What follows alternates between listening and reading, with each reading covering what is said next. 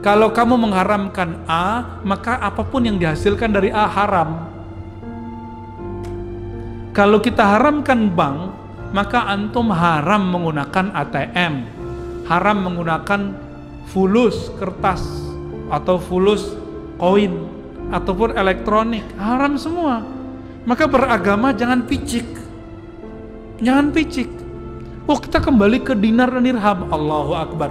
Dinar itu diadopsi.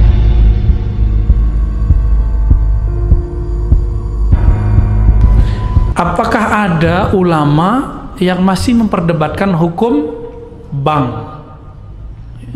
Mau denger nggak nih? Ya, ini pahit ini ya. Ini berat tapi saya wajib menyampaikannya. Ada yang lulusan Al-Azhar nggak? Ada yang pernah ke Mesir nggak? Di Mesir ada Darul Ifta. Darul Ifta itu lebih kuat daripada MUI karena MUI cuma kumpulan ormas. Fatwanya hanya bersifat himbauan. Tapi Darul Ifta itu langsung diakui oleh negara. Itu di Mesir. Ya, fatwanya itu langsung diakui oleh negara. Ulama Mesir tahun 82-83 mengeluarkan fatwa bank itu apapun namanya haram. Alasannya apa?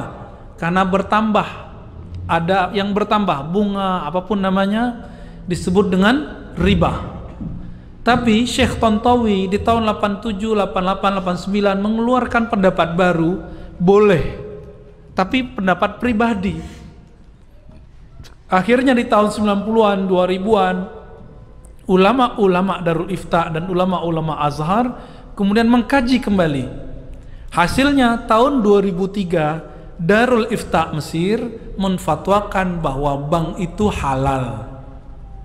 Gimana itu? Wah, Ustadz ini liberal lagi nih. Kalau aneh liberal, maka Al-Azhar liberal. Ada yang berani bilang Azhar liberal? Ya. Darul Ifta liberal, ada yang berani bilang itu. Nah, liberal itu bukan itu. Liberal itu yang ngomong agamanya nggak pakai kaidah, itu baru liberal namanya. Ya. Apa itu liberal? Yang ngomong agama nggak pakai kaidah. Kaidahnya tak berkaidah gitu. Ulama Darul Ifta itu rata-rata ulama Azhar semua. Apa fatwa mereka? Bank itu sudah kami kaji lama, maka kami merevisi fatwa yang tahun 80-an itu. Jadi di kalangan ulama sendiri ada revisi. Masa yang bukan ulama maksain ulama? Ustadz kadang takut sama jamaah, akhirnya Ustadz terpaksa juga ikut-ikut sama selera jamaah.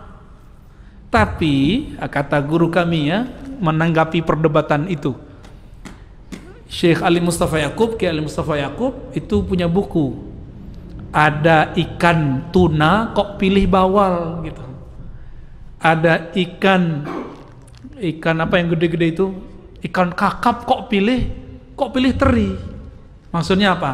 Udah ada bank syariah kok masih terjebak bank konvensional, meskipun ada ulama yang membolehkan bank konvensional. Jadi gimana sikap kita terhadap persoalan bank? Karena ulamanya beda pendapat, maka antum harus siap-siap beda pendapat dan beda pendapatan. Ya. Lalu ada persoalan di sini ya. Saya melihat, memandang, meneliti, mengobservasi orang-orang yang mengharamkan bank, gerakan anti riba ini nggak kafah juga. Dia gerakan anti ATM, kredit, debit, bahkan anti bank syariah. Namun masih pakai fulus rupiah. Kalau berangkat haji pakai real dan dolar. Saya mau tanya, yang mengeluarkan nilai, bukan nyetak, kalau nyetak ada pencetaknya ya, yang mengeluarkan nilai angka rupiah itu bank atau emas? Terjebak nih, lagi serius dibuat begitu jadi keblinger ya, keblank ya. Yang buat itu bank atau bukan? Bank apa yang mengeluarkan nilainya? BI. Antum itu mengharamkan bank tapi pakai produknya, tuh tanda nggak paham hukum fikih dan qawaid fikih. Dalam kaidah fikih ada sebuah kaidah at-tabi'u tabi'un. Kalau kamu mengharamkan A, maka apapun yang dihasilkan dari A haram. Kalau kita haramkan bank, maka antum haram menggunakan ATM, haram menggunakan fulus kertas atau fulus koin ataupun elektronik, haram semua. Maka beragama jangan picik. Jangan picik. Oh, kita kembali ke dinar dan dirham. Allahu Akbar. Dinar itu diadopsi Rasulullah dari Romawi. Ya kan? Nabi aja bisa ngadopsi, masa ente nggak ngadopsi? Ini mau kembali ke zaman barter kali ya? Mau zaman barter? Nauzubillah min dzalik. Yang dianggap ilmu ternyata ketidakmengertiannya. Tidak mengerti itu kalau bahasa kasarnya apa? Jahilun. Tapi kita nggak pakai ya, walaupun sebenarnya begitu. Jadi ulama kita beda pendapat. Saya sudah tanya ke MUI di pusat, ternyata MUI yang mereka masuk ke DSN, Dewan Syariah Nasional, itu ternyata pas dicek dompetnya separuh itu bank konven, tapi dia duduk di Dewan Syariah Nasional yang membawahi bank-bank syariah. Kan aneh. Iya, ternyata ulama-ulama yang yang menganjurkan bank konvensional sendiri juga belum tentu mengharamkan bank ulama yang menganjurkan bank syariah belum tentu juga menganjurkan bank. Nah, begitulah ya. Dia belum move on 100% gitu. Seandainya Indonesia ulamanya serius, ayo kita bareng-bareng tinggalkan bank syariah, bank konvensional. Hancur juga tuh. BUMN itu membawahi beberapa bank. Kalau kita tutup bank, bisa hancur negara ini. Maka bank itu salah satu nafasnya negeri ini. Antum percaya atau tidak? Buat jalan itu kalau gak ada bank gak jadi. Ya, bangun kampus-kampus Islam, kampus-kampus negeri yang Islam, pesantren-pesantren, semuanya itu yang Islami. Tanpa bantuan lewat bank gak jadi. Kalau lewat bank ketahuan mana yang gratifikasi, ketahuan nggak? Ketahuan Pak. Tapi kalau pakai kardus, pakai kotak, pakai plastik nggak ketahuan. Hati-hati di sini. Oleh karena itu, saya mengajak, ayo ulama kita sudah buat di bank syariah, ya. Namun jika memang belum bisa meninggalkan bank konvensional, ambil seperlunya, tapi bangun semangat untuk membesarkan bank. Ustadz kok pelin-pelan? Bukan pelin-pelan, kan antum aja yang belum move on ya. Saya udah 10 tahun sebelumnya, saya nggak pernah pakai bank konven. Tapi karena dapat fatwa dari ulama Darul Ifta itu, berani lagi, terima beasiswa lewat BNI. Ya, habis itu lewat Mandiri, habis itu lewat apa gitu. Ya, akhirnya kata imam-imam kita di Darul Ifta itu, masyayikh kita, siapa yang terkena perdebatan ini, faliyat yuqallid man abaha. Kalau kamu terjebak dalam satu ini, maka ikutilah ulama yang membolehkannya, biar hatinya tenang. Ini masuk ke khilafiyah.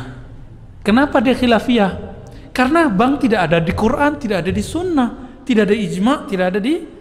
Tapi kalau riba ada di Quran, ada di sunnah, ada di ijma, ada di qiyas. Mengharamkan riba wajib. Menghalalkan riba diperdebatkan. Sampai kiamat nggak selesai. Jangan paksa orang deh ya. Jangan paksa orang. Ini ambiguitas orang-orang yang anti bank, kok masih pakai duit. Jangan pakai duit baru antum itu pas gerakan anti ribawinya ya. Kira-kira begitu. Nah, ini info penting. Guru besar kita Buya Hamka. Buya Hamka ini kan orang yang berani berkata yang pahit meskipun dia dibenci orang. Di saat orang-orang Muhammadiyah saat itu kering dengan tasawuf, beliau nulis buku tasawuf modern, bener gak?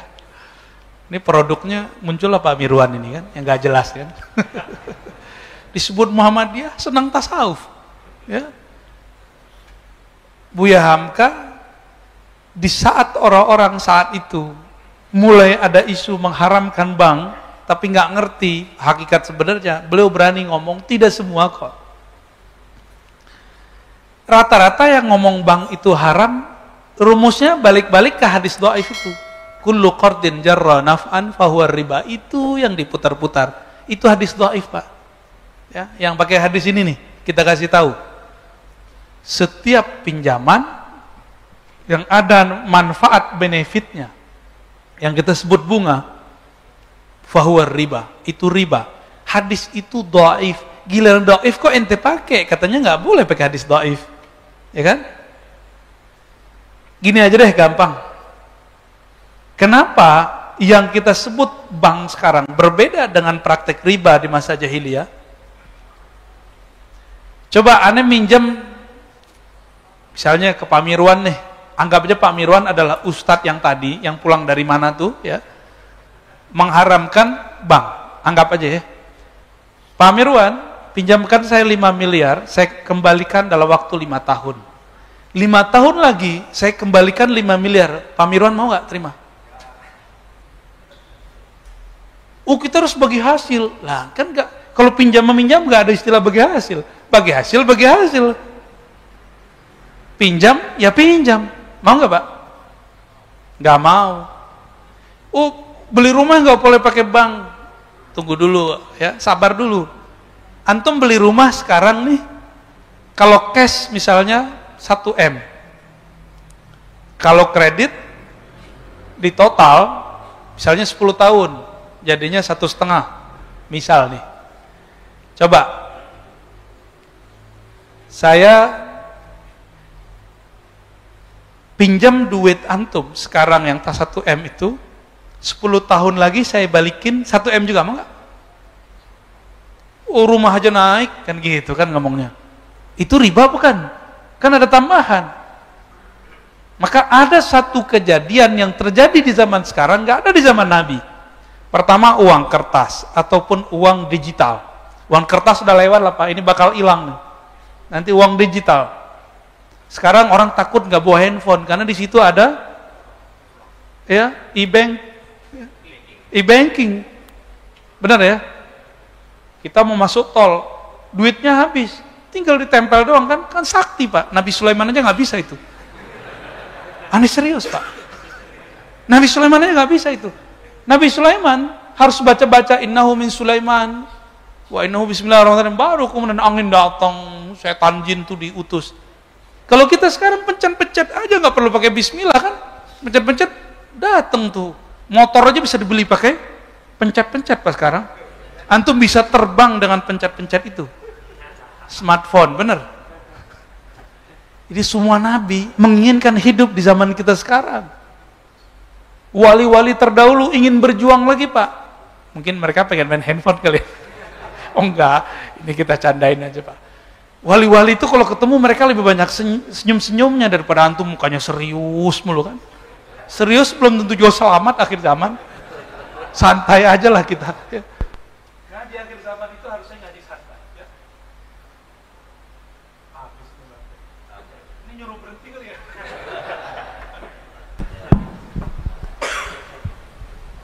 Ambil.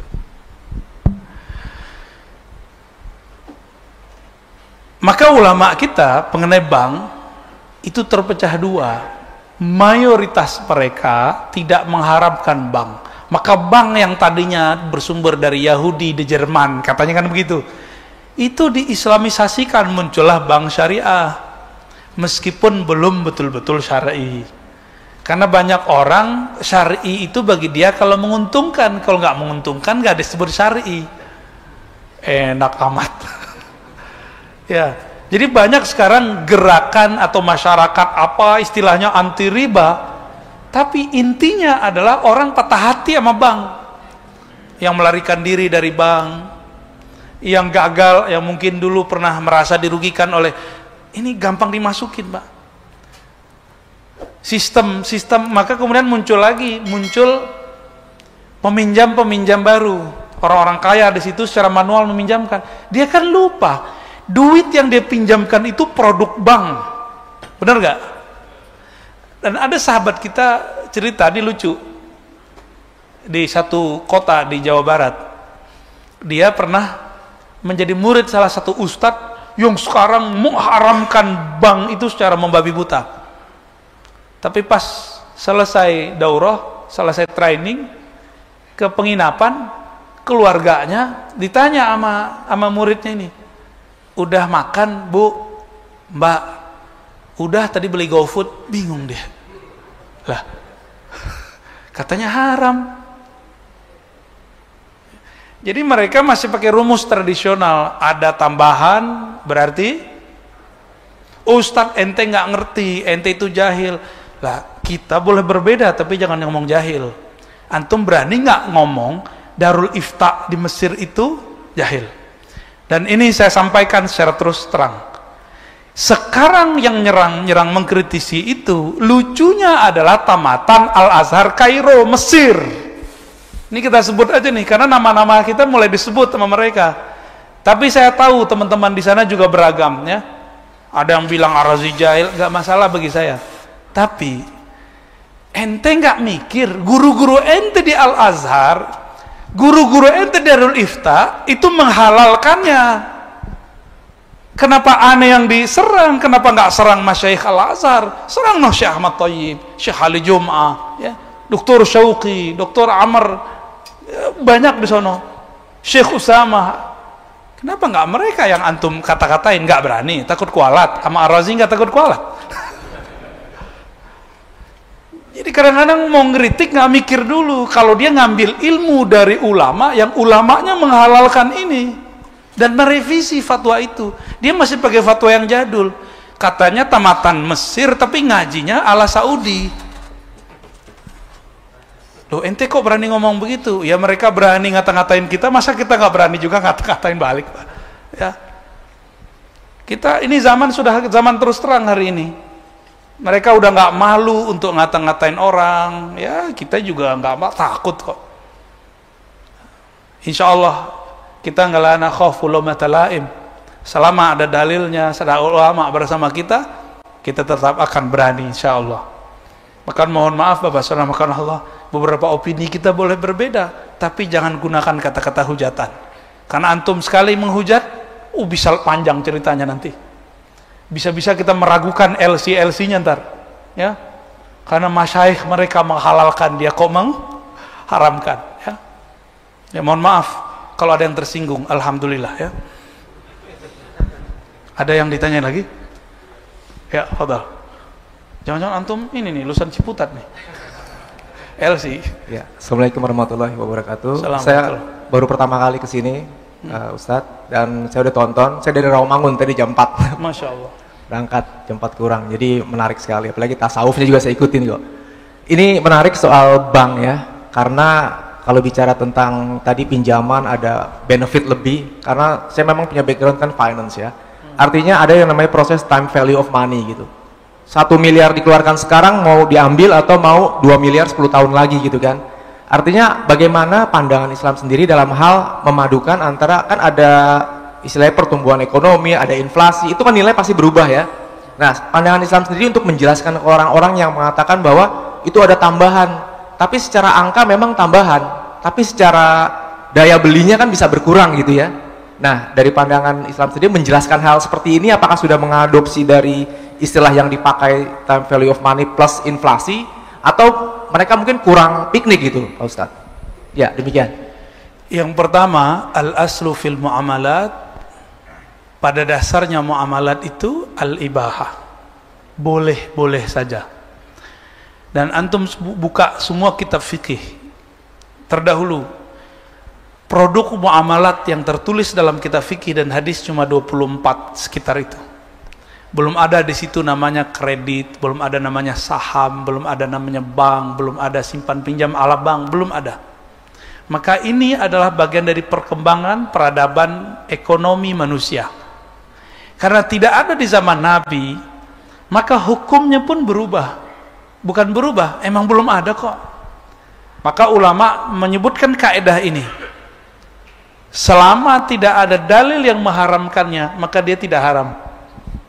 Malam yadulla alaihi dalilun syar'i, selama tidak ada dalil syar'i yang mengharamkannya. Itu satu. Yang kedua, muamalat dalam Islam itu terbuka, maftuhah. Apa buktinya? Dinar dirham itu sistem Nabi atau sistem yang sudah ada sebelum Nabi? Ayo. Nabi ketika berdagang ke Syam itu pakai dinar dirham bukan? Berarti sudah ada sebelum Nabi bukan? Jadi jangan salah kira, dinar dirham bukanlah sistem ekonomi Rasulullah sallallahu alaihi wasallam. Ini perlu diingat. Dinar dirham adalah sistem ekonomi yang dipakai, alat tukar yang dipakai oleh Rum dan Persia. Oke. Lalu Nabi adopsi nggak? Diadopsi, dan ternyata secara inflasi, karena dinar itu emas, dia aman dari inflasi, bener. Inflasinya nggak begitu. Jatuhnya emas, naiknya emas kan kemarin sempat naik ya, waktu kita awal corona sempat naik. Tapi turunnya juga pelan banget, pelan, sangat stabil. Harga kambing dulu dengan harga kambing sekarang kalau dijadiin emas sama, berarti dia stabil. Bener ini yang usaha kambing nih, bener bang? Bener bang ya, Bang Roy ya? Tuh tanya sama dia pak kalau nggak percaya. Tapi kalau antum menggunakan harga pakai nilai tukar uang, ini sekarang juga udah mulai bingung. Dulu itu nilai tukar uang berdasarkan kas emas satu negara, tapi sekarang begitu gak? Dolar suka-suka dia buat cetak. Kok kita masih begitu aja? Kita berdasarkan simpanan kita, kalau mereka kok enggak? Ada satu negara di Amerika Latin berani nekat, dia cetaklah duit banyak-banyak. Sama yang di Afrika pak, kita nggak usah sebut nama negaranya, sedih soalnya. Itu untuk beli aqua atau beli coklat aja dia harus bawa duit setebel ini, karena mereka ahli ekonominya koplak-koplak pak, atau koplak. Dia kira kalau nyetak duit banyak-banyak nggak inflasi, asal aja ya. Jadi ahli ekonominya ngayal kayak anak kecil, kita cetak aja duit banyak-banyak. Itu ngaconya di situ. Duit kita sekarang itu betul-betul ya, kalau bahasa Pak Mirwan tadi apa? Dajjal. Enggak, itu bukan dajjal yang ini pak ya. Alat tukar ini sekarang betul-betul udah nggak fair. Udah nggak fair, benar-benar nggak fair. Maka kita nggak bisa menggunakan itu. Hukum yang dijadikan ada pada hukum dinar dirham tidak berlaku pada hukum mata uang zaman now. Nggak bisa. 1 M tahun ini, 10 tahun lagi nilai rumah, ini kita beli rumah berapa kira-kira? Anggaplah 2 M. Kalau diemaskan sama nggak? 10 tahun lagi nilai emasnya segitu, tapi harga duitnya, nilai angkanya naik. Riba nggak? Oh kita Islami, nggak boleh ada riba, jadi beli rumahnya kredit, duitnya harus sama dengan nggak kredit, enak amat. Ya, teman-teman yang melakukan Allah, kredit itu nggak ada transaksinya di zaman Nabi. Ada nggak transaksi itu di zaman Nabi? Nggak ada. Maka hukumnya tidak ada di kitab fikih, baru di kitab fikih kontemporer adanya. Bank tidak ada dalam kitab fikih, maka antum mau cari di kitab mana aja nggak ketemu. Baru belakangan Wabah Zuhaili, Yusuf Al-Qaradawi, ulama itu aja udah berbeda-beda dengan ulama Al-Azhar. Jadi di zona juga udah beda pak. Antum bilang Saudi mengharamkan bank, ya salam. Saudi itu duit minyaknya taruh di bank Amerika, di bank Swiss. Bunga-bunganya dijadiin bangun sekitar Masjidil Haram Mekah. Dijadiin, dikirim CSR-nya untuk beasiswa yang tadi mengharamkan bank itu. Nggak percaya, cek sendirilah ya. Itu mah cuma batuk-batuknya mereka doang, tai-tainya minyak itu. Nggak nyadar mereka. Mereka mengharamkan sesuatu yang mereka makan. Ya, yaudah. Mutu bi ghaizikum. Itu jangan diterjemahkan secara harfiah ya. Gimana? Cukup atau masih ada? Oke, tadi di belakang pertama ya. Ada yang sesuai tema nggak? Sesuai tema. Malhamah al-kubra. Jangan bahas bank lagi, saya nggak mau tanggapin lagi. Ya. Bismillahirrahmanirrahim. Assalamualaikum Warahmatullahi wabarakatuh. Pak Ardin bukan? Ya, Ustaz. Bercadar, Pak. Ya. Zaman now. Ya, ya. Pak Ustaz, pertanyaannya terkait langsung dengan Malhamah Al-Kubra tadi. Iya, bagus. Karena tadi disampaikan bagaimana pemahaman tentang adanya siap berbeda. Pemahaman siap berbeda ini itu sekarang itu apakah menjadi siap berseberangan? Kemudian kalau siap berseberangan, padahal kita berharap Islam itu satu. Oke. Ya. Jadi sistem politik nih Pak Ustadz. Ya. Kalau sistem politik Islam ini terpecah belah, itulah yang diharapkan oleh musuh-musuh Islam. Tetapi karena memang Islam itu baik karena adanya perbedaan, itu diartikan menjadi berseberangan, dan itulah asal muasal selalu menjadi perpecahan dan tidak akan pernah terjadi Islam yang satu. Baik. Bagaimana ini Ustaz? Assalamualaikum warahmatullahi wabarakatuh. Assalamualaikum. Perpecahan di tengah umat akhir zaman bukanlah keinginan musuh, tapi itu adalah takdir dari Allah Subhanahu wa taala kepada setiap umat.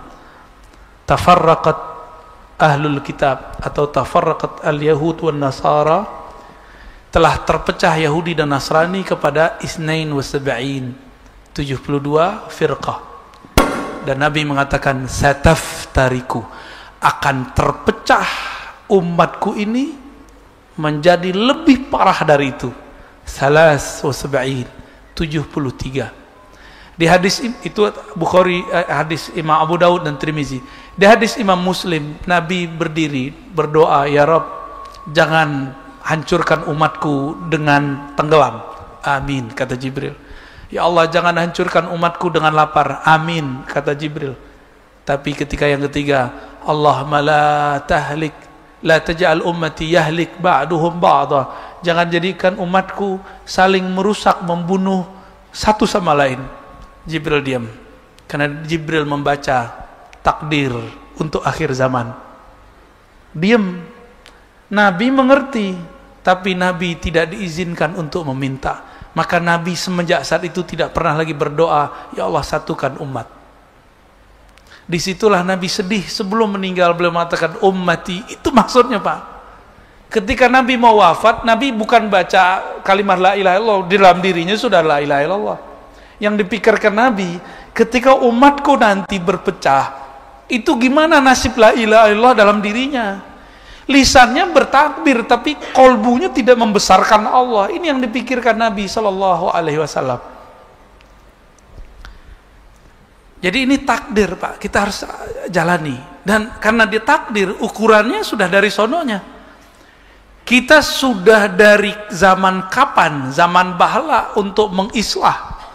Islah para da'i nggak berhasil. Yang paling susah diislah bukan umat, da'inya, ustadznya.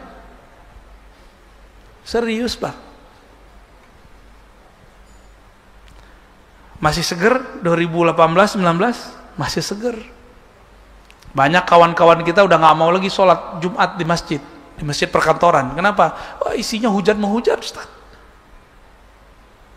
Itu kawan-kawan kita udah ngomong gitu, udah capek mereka. Nanti bakal begitu lagi, ya salah. Mungkin lebih parah. Ya. Jadi Islam itu emang takdirnya begini, Pak. Umat Islam ditakdirkan berpecah sebagaimana umat Yahudi dan Nasrani. Karena umat Islam lebih banyak dari Yahudi dan Nasrani, perpecahannya berlipat-lipat melebihi mereka. Ini udah rumus. Maka dari awal saya selalu mengkampanyekan, ayo siap berbeda, siap berseberangan. Dulu Sayyidina Ali perang sama Sayyidina Muawiyah. Bahkan istri Rasulullah Sayyidatuna Aisyah perang dengan Sayyidina Ali. Dulu ada blok Umar, ada blok Ali. Mereka nggak ketemu, Pak. Di mana ada Umar, di situ nggak ada Ali. Sebelum itu sudah ada blok Umar dan Khalid. Khalid ibnul Walid. Biasa itu, beda itu. Jangan dikira di zaman Nabi nggak ada perselisihan. Ada, cuma karena irigasi air. Mereka perang itu. Bukan perang-perang gimana ya. Jadi Nabi itu menghabiskan perbedaan-perbedaan sukuisme. Kalau sekarang ya ideologi kan. Tapi ideologi sudah nggak laku, Pak, sekarang. Ini saya mau konfirmasi sekalian karena banyak yang nuduh saya komunis juga. Ya salam. Ar-Razi komunis dari mana ceritanya tuh, ya? Antum kurang waras namanya itu. Saya itu nggak percaya pergerakan komunis itu bisa bangkit. Itu keyakinan saya. Kenapa? Karena sudah di-cut oleh TAP MPR dan undang-undang. Cuma pemikirannya mungkin masih ada. Kita saksi, Pak, dulu 2013 anak-anak mahasiswa beberapa kampus nonton film-film dokumenter PKI. Versi PKI buat. Jadi kalau kita buat PKI bunuhin jenderal, mereka buat sebaliknya. Dokumenternya PKI disiksa oleh pemuda-pemuda apa dulu Pancasila, apa namanya dulu ya? Garuda apa gitu. Dan sama-sama sadisnya. Dan saya tahu, Pak, orang-orang yang teracuni itu saya tahu orang-orangnya. Cuma data ini kan tiba-tiba hilang. Sahabat kita salah satunya yang masuk penjara karena ada satu data dia benar, tapi data dia itu basi. Data dia benar, tapi dibasikan. Nah, itu mungkin bahasanya. Maka masuk penjara kan sahabat kita itu. Kalau antum meributkan PKI, PKI itu ada muncul ngumpul dikit bisa di-cut karena undang-undangnya sudah ada. Kalau kelompok Khawarij yang aliran S itu sama W itu, Pak, yang tadi antum bilang tuh Pak Mirwan, belum ada undang-undangnya. Padahal BNPT itu sudah merekap teroris-teroris itu alirannya itu, Pak. Belum ada undang-undangnya. Kenapa kita nggak fokus di bidang ini, malah sibuk di bidang itu? Maksud saya, paham? Saya ngomong di sini juga, Pak, makanya saya klarifikasi di sini, ya. Di belakang backgroundnya begitu kan, ya. Antum jangan salah paham. Dulu ulama-ulama kita Ahlus Sunnah baik di Sumatera, di Jawa, digorok sama PKI. Siapa yang berjuang saat itu? Ulama kita yang aswaja. Belum ada kelompok-kelompok sekarang yang katanya anti PKI itu. Kita sudah anti dari dulu. Saya baru dari Abah Jejen, Pak, Sukabumi. Itu ayahanda beliau, kakek beliau digorok sama PKI. Beliau digorok, punya ilmu debus. Zikir la ilaha illallahnya mendarah daging. Digorok-gorok, gak bisa, Pak. Itu Abah Jejen tuh. Itu yang saya dengar, Pak, wallahu alam sahih apa enggak ya. Bingung juga PKI-nya tuh. PKI kan gak jelas Tuhannya siapa kan. Kok ada orang gak kuat ini? Itu kampung PKI tadinya itu. Kampung merah itu tadinya. Madiun, Bapak tahu Madiun? Tomboro tahu.